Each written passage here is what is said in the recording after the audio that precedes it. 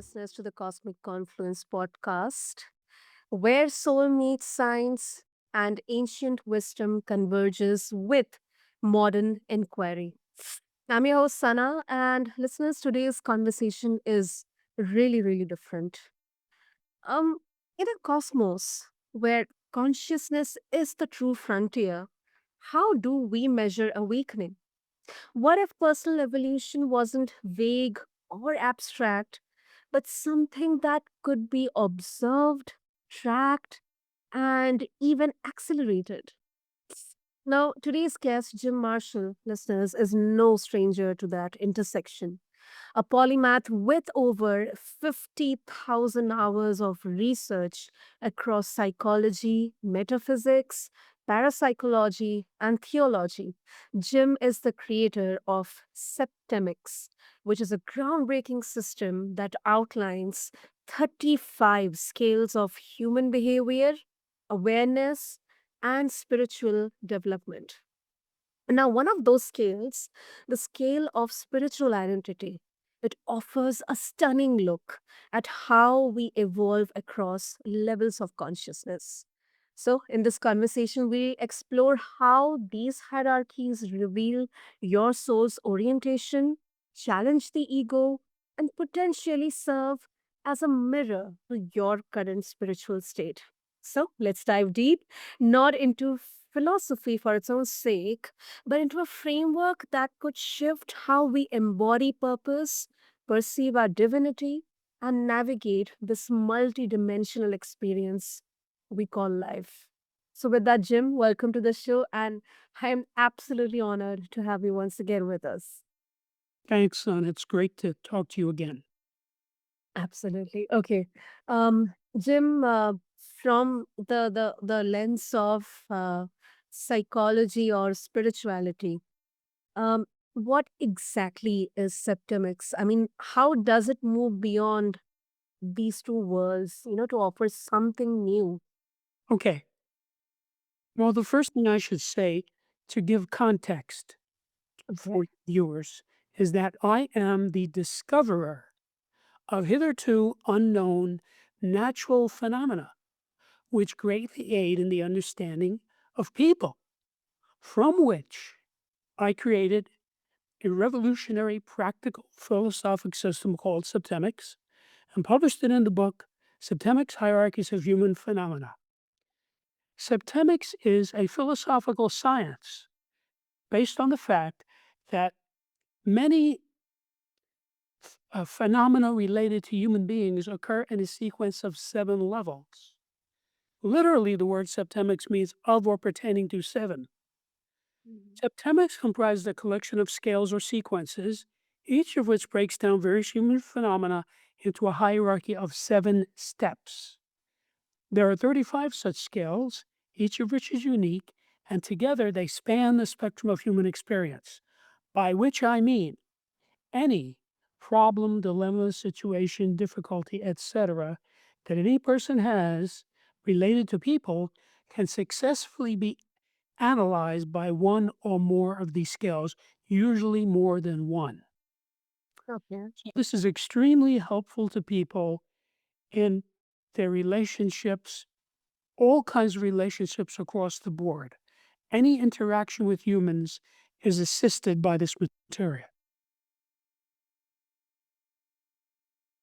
Wow. And the relationships that you're talking about. So, not only with our loved ones or family or friends or colleagues, but with ourselves, do you think Septemics can help us look at relationship with ourselves from a different perspective?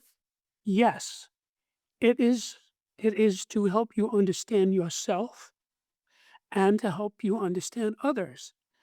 And others, I mean all others, all humans. Every person is at some level on every scale, no exceptions. So this is like a blood pressure. You have a blood pressure. I don't know what it is, but you have it. That is why when you go to the doctor, no matter what's wrong with you, no matter what your complaint is, they always take your blood pressure because they know that you have one and they don't know what it is. So it takes 3 or 4 minutes and they find out what it is and write it down. So that's what this is like. And there's no question that is the person on this scale? That is not a question. The person is on the scale. It's a question of whether or not you can figure out what level the person is at.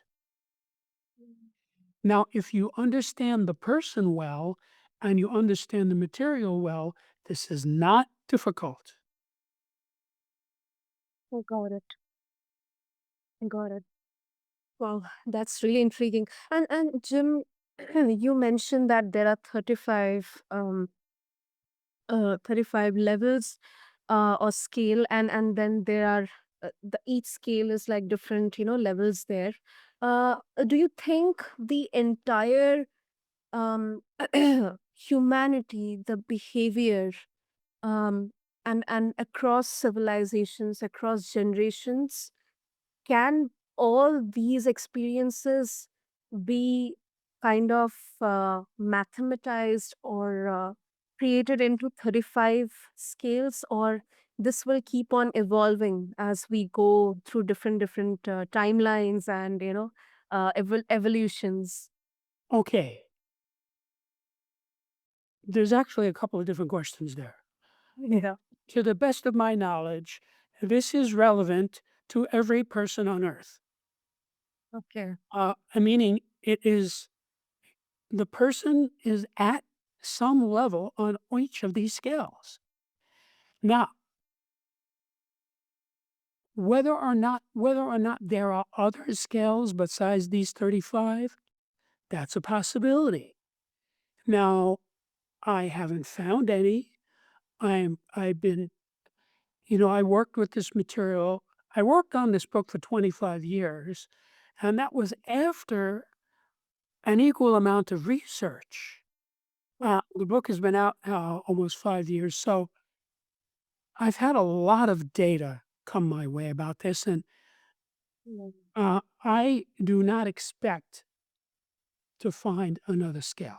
I'm not saying it's impossible, Mm-hmm. uh, but there might be other scales. Also, it's worth saying there is an immense amount of data suggesting that people on other planets are very often very much like humans. They may even be genetically compatible with humans in some cases. There are thousands of witnesses who've discussed people from other planets look who are so much like us that they could be sitting in the room with you and you would have no way of telling they were from another planet. Now, does that mean Septemics applies to them? I really don't know. The the engineer in me hesitates to give an answer to that question because it's speculative. But Yeah. it's probably true that a lot of extraterrestrials, this would work on them too. Wow. Wow. And there are so many possibilities and applications here of Septemics. In fact, and even understanding, the alien civilizations on other planets as well. It could definitely provide a framework in there. Right. It's worth mentioning that the subtitle is Hierarchies of Human Phenomena. And then the subtitle is Analysis, Prediction, and Management of Human Affairs. So this is about humans. Doesn't apply to animals, doesn't apply to non corporeal beings. Mhm. Actually, I think what happens, and I've done a lot of study and research on this, is that when people go up these scales and get to the top of these scales, there is a point at which they then have resolved one's karma and then stop reincarnating and go into the spirit world. In other words, to become what you might call an angel. Yep. Uh, so when you descend to the level of being human, then you descend into the realm of septemics. Wow. Wow. That is really, really interesting. As you mentioned about the spiritual aspect, one of your most intriguing contributions is in fact the scale of spiritual identity. Well, so how does this framework help individuals recognize when they are on their spiritual path? And how does it also support deeper alignment? Every time you correctly spot your level on any scale, that is a description of your condition as a person. Uh, so there are 35 axes here. So this is very sophisticated. So the general rule is that most people are high on some scales and low on other scales. That is typically Mhm. what you find. Um, so one of the reasons that this is so valuable is that anytime you correctly spot anyone on any scale, whether it's yourself or another, you have a consequent insight, or you might call it a realization. So let's say you have some trouble with your mother in law. So you say, gee, I wonder where she is on the scale of control. So then you spot her at level 6. Ah, now I see what's going on with her. She's at level 6. This is what we call a control freak. Okay. So obviously, that is a big insight into her personality. That is part of her spiritual identity, her mental identity. And the challenges that we have to deal with at these various levels are the challenges of a being trying to ascend or trying to resist descending. So, Mhm. what typically happens is when a person has something beneficial happen to him, he tends to ascend to the next highest level. And when he has something traumatic happen to him, he tends to descend to the next lowest level. Mm.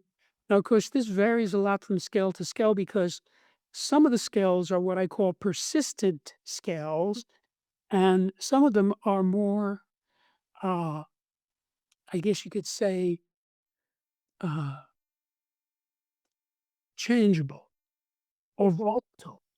So some of these scales, people could change on them in minutes. You can actually watch a person go up certain scales, just like watching them climb a ladder. Then there are other scales that most people do not change much, if at all. For example, the scale of basic purposes. Most humans spend an entire lifetime at one level of that scale. There are very specific technical reasons for that. And if you study that chapter, you'll see it explains. And again, this ties into something that is in Oriental philosophy change or Mhm. polarity. 7 of these scales have polarity built into them, where you're going one way on one level and the opposite way on the other level. So, in order to change level, you must reverse polarity. And that has been known for thousands of years to be a very big deal to get a person to reverse polarity. But it's Mm. something that people in Hinduism, Jainism, Buddhism have understand. This is something that's not a new idea. Mm. And, Jim, this is what I also agree with, that there is a fine line between awareness and spiritual ego. So, what safeguards does Septemics offer to ensure that this system is based for growth rather than hierarchy or judgment? Okay, first of all, as I state in the book, judgmental people are going to be judgmental, no matter what they use. It doesn't matter if they're Christians or Hindus or atheists, they're going to be judgmental. They're judgmental people. People who are not judgmental, whatever system they're in, are not going to be judged. So, in other words, there are judgmental Christians, there are non judgmental Christians. There are judgmental Buddhists, there are non judgmental Buddhists. And I think that's what we're talking about here. So, uh, the thing about Septemics that's unusual is it's based entirely on natural law. These scales exist in nature the same way that Newton's three laws of motion exist, the same way that Archimedes' principle exists, the same way that the periodic table exists. And I just stumbled across them because of my background in engineering and the fact I worked for 40 years as a human development engineer and observed these phenomena and wrote them down. And what convinced me that I was onto something is you have to realize that my clients had no idea what techniques or theories I was using, uh, how I was doing what I was doing. In other words, all they knew is they came to me with an unwanted condition or a situation, and I helped them resolve it. That's all they knew. So what would happen is the person would come to me, he would be I would observe that he was at a specific level on one of these scales, and I would work with him, and he would go up to the next level on that scale. Now, I'm not saying he knows anything about this. He doesn't, but I observe it. And the fact that he knows nothing about it verifies my hypothesis. In other words, there's no placebo effect. There's no power of suggestion. I simply observed these phenomena and wrote them down based on my interaction with hundreds of people. And then I would go out of the session into the real world and see exactly the same phenomena on people wherever I went. Like I'd be at a supermarket and I'd see two people interacting and I'd say, oh, this guy's at this level on this scale. It's just like, the knowing the difference between a tulip and a rose. The difference between a tulip and a rose is not an opinion. It's a fact. Either it's a tulip or it's a rose. Uh, and it's the same thing with this. There's no guesswork. Now, you may not be able to spot what level you're at or what level another person is at in some cases, but if you do, it is a fact. And let me give you an analogy. Let's say you had a garden and you know that I like gardens. So you say, Jim, come and look at my garden. So I go to Sana's house and I say, oh, she has hydrangeas, chrysanthemums, tulips, roses, violets, forget-me-nots, begonias. Now, the reason I can do that is I know all about flowers because I've been involved in gardening. Wow. Okay. But if you bring some 5-year-old girl into your garden, she's going to see and smell exactly what I saw and smelled. But all she can say is, these are pretty and they smell nice. Mm. That's all she knows. Yeah. Now, most adults are like that little girl as regards people. They don't know what they're looking at. So a guy goes to a bar, right? Right? And he meets some girl. Mm-hmm. Says, gee, she's pretty and she smells nice. That's exactly what the little girl said about your garden. Yeah. That's all he knows. You see? Whereas if he knew this material, he could spot her on certain scales, and that would tell him a lot about who she is as a person and to what extent she's going to be a benefit to him. Because remember, once you analyze the person by finding the level, you can then predict what the person is going to do. And once you can predict what the person is going to do, you can then manage the relationship for better or worse. So, uh, this is extremely helpful in dealing with people across the board in any context. So let me give you an example. Let's Okay. say you're dating some guy for 3 years and you're thinking about getting married, right? Mhm. Wouldn't it be reasonable to ask yourself, "Why does this guy wanna marry me?" I mean, isn't that Exactly. a reasonable question? Yeah. I'm not saying to ask the guy. I'm saying open the book to the scale of motivation. There are only 7 basic motivations. Now, you know the guy because you've been around him for 3 years. Mhm. If you study the book and you study the chapter, you will be able to find his motivation. You'll be that will not be hard for you to see. Now, say you decide, oh, he's at level 1, love. That's the highest motivation of all, level 1. Well, okay, let's set the date.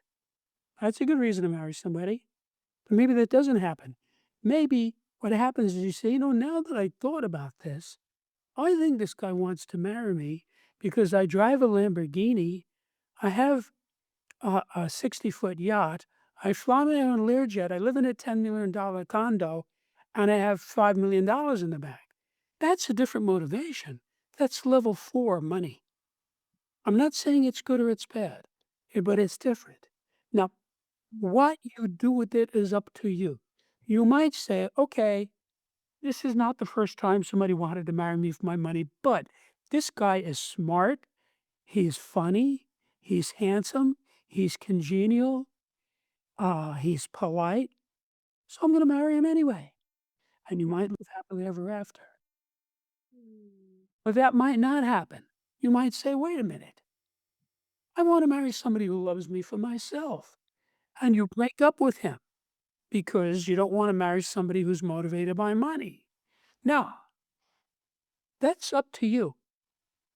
Now, if you break up with him because he's money motivated, you will not be upset about that. You're not going to say, oh dear, I'm so unhappy because we broke up. You're going to be relieved. You're going to say, boy, am I glad I figured this out now. Exactly. So, you see, every time you correctly spot a level, whether it's yours or another person, you always have a realization or an epiphany, and that is a positive thing. You say, now I understand what's going on with Mary. That's why we couldn't get along. You see, it's specific. And so, this is really useful in helping you to manage your affairs with people. Mm. That definitely makes it very clear. Very clear. Yeah. And Jim, before we wrap up, I mean, let's look at Septemics from the lens of mystical experiences, or these epiphanies or realizations. How, because some would argue, especially the mystics, that true awakening or true self-awareness is it's non-linear and it's spontaneous. So does a structured model like Septemics truly capture the essence of divine realization, or it's just a way to quantify and give a more scientific validation to it? I think you're asking the wrong question, and let me tell you why. Okay. This is an entirely new body of data. It's just like, let's say you have a guy, he doesn't know anything about chemistry, okay? He goes to a chemistry class, he starts on page 1, he goes through, and little by little, he learns chemistry. He gets all new ideas, okay? There are thousands of ideas in chemistry. This is the same thing. So, as far as the mystical aspect, the spiritual aspect, they are reflected in the top of every scale. For example, the scale of basic purposes, the highest Mhm. level is what I call the saint. The purpose of the saint is to transcend. Gandhi was at this level. Jesus was at this level. Gautama was at this level.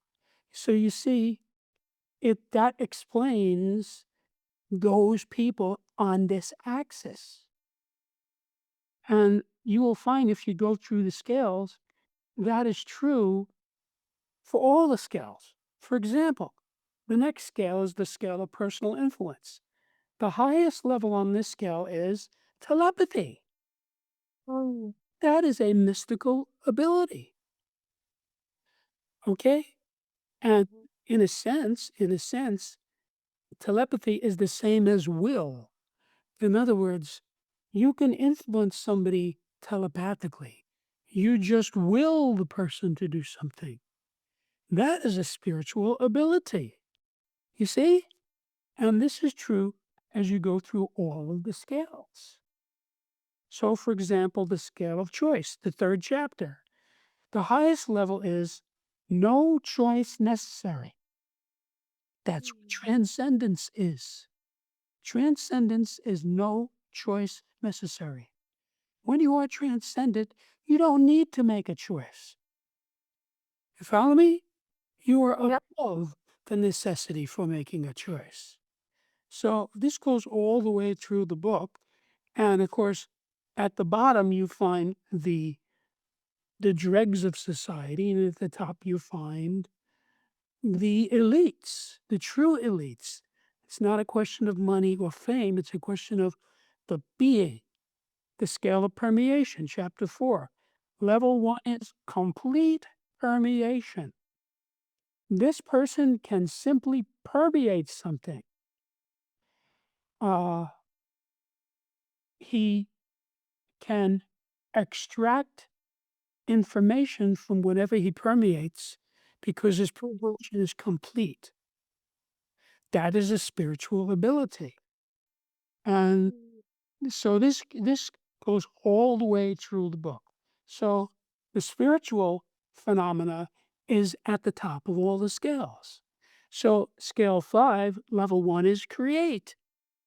Well, creating is a spiritual ability. The highest level of thought is creative thought. How do you explain that? That is what people talk about God being the creator, right? Yep. That means he's at that level. Or if you go to the scale of identity, the highest level is no need for an identity. What kind of a person would have no need for an identity? This would be a totally extroverted person. Mm. So this person is not going to be judgmental. He's not going to have any ego. He doesn't have a need for an identity. See, these levels are not even going to be comprehensible to many people Yep. because it's all, but to people who are at these levels, they'll say, ah, that explains who I am, or that explains who this. For example, I was educated by uh, religious people, and I Mhm. knew some who were saints. Now, at the time, I did not know this scale, but in retrospect, I knew I was looking at something special and divine and beautiful. And so I could see that now, in retrospect, I had the good fortune of knowing some saints. Yeah. And, it's like my sophomore English teacher, Father Mhm. Dean. It almost seemed like his feet didn't touch the ground. Mm. He was so, you could almost see the halo.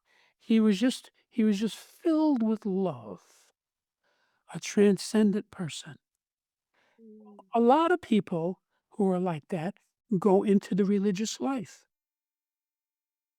Whether it's an ashram or a convent or a monastery or a rectory or whatever, they join a religious order. So, uh,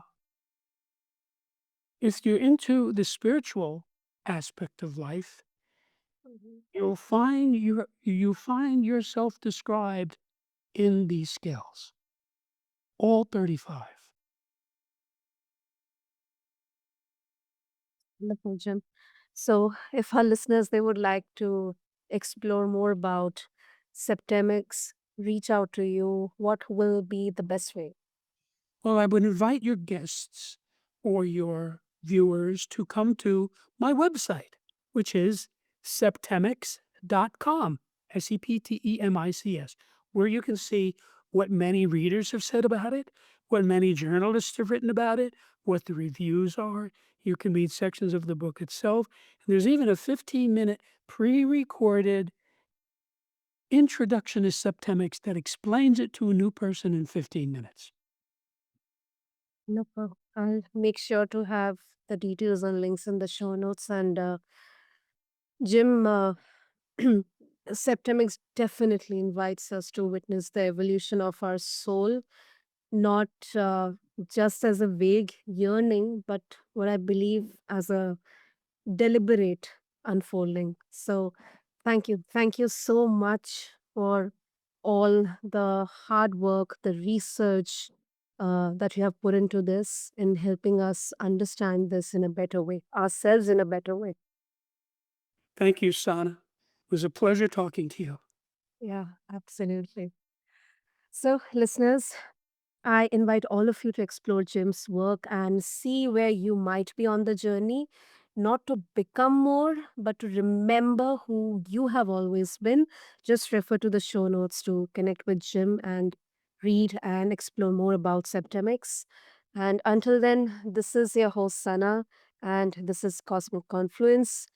And of course, the true confluence happens not in theory, but in embodiment. With that, thank you so much.